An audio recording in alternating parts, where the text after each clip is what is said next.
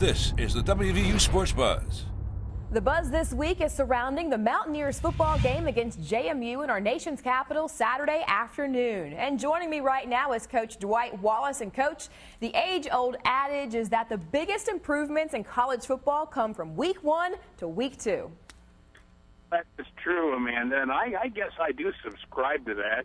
I think that in this case, there's probably good news and bad news. The bad news is that we've got an off week here between game 1 and 2, and some would say that's a little early in the season. A lot of times you'd like to have it after game 3.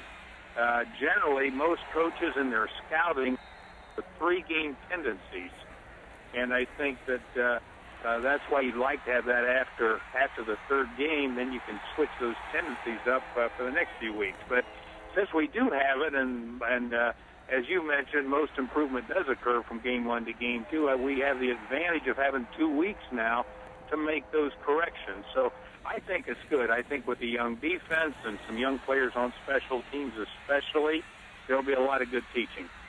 Coach, how important is the video that the WVU coaches got against Marshall for that first week?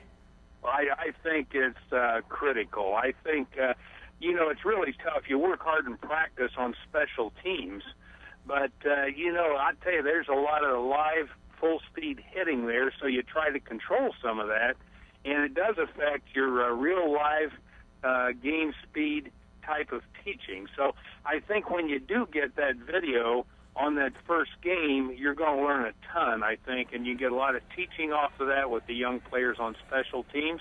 I think the same is true with the young defense. I think anything from alignment to reaction to courses they're taking to pursuits, a lot of those things. And so I really think the video from that first game, especially in our situation right now, is really critical, and I'm sure the coaches are getting a lot of good teaching off of that. All right, Coach Dwight Wallace, thank you so much for your insight as usual. And don't forget to join Jed Drenning and I after the game on Saturday for the WVU Sports post-game report. We'll see you then.